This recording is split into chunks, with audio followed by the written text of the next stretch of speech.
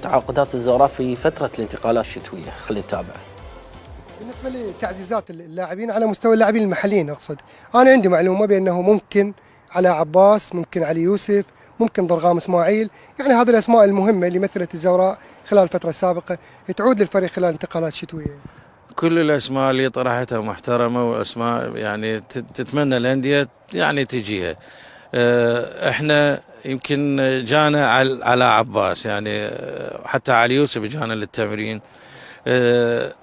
يعني ذول المدرب هو رايدهم، مقتنع بهم، لكن يبقى يعني تدري احنا هسه ما تقدر تقول اني اريد اتعاقد وياهم عد ما راح يصير جلسه مع المدرب، وتدري اكو فتره انتقالات هي يعني محدده يوم 15/1، راح احنا قبلها يكون جلسه مع المدرب شنو اللي احتياجاته، المراكز اللي يريدها، يعزز صفوف الفريق.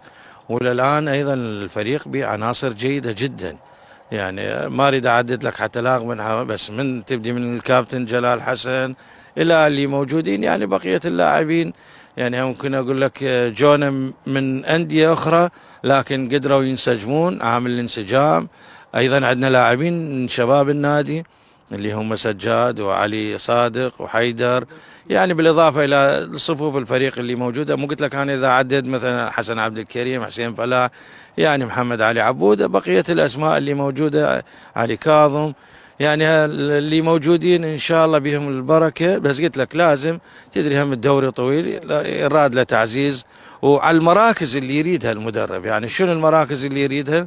يعني احنا صح كل الهسه اي واحد يشوف يراد لك مهاجم صريح، يعني بالاضافه الى صانع العاب، هاي هو حسب هم راي المدرب راح يحددهم، وان شاء الله نتحرك عليهم.